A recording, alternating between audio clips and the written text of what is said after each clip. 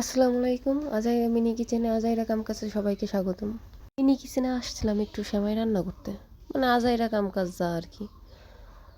সেমাই রান্না করতে আইসা পড়লাম মহাবিপদে। সব কিছু লন্ডভন্ড হয়ে গেছে। মানে আমার রান্না বাচ্চায় ডাইলা দিছে সব দূর। যাই হোক কিছু করার নাই, যেটা পইরা গেছে। অবশ্য বেশি আজাইরা কাম করে আমাকে ফুলাফানে। যাই হোক ওই পাশ দিয়ে পরিষ্কার করে নিলাম। কি আর করার। এই যে দুধটা জাল দিয়ে তারপরে সেমাই দিয়ে দিছি। সেমাই দেওয়ার পরে ভাবলাম কি যেন একটা মিসিং পরে দেখি চিনিই দেয়নি।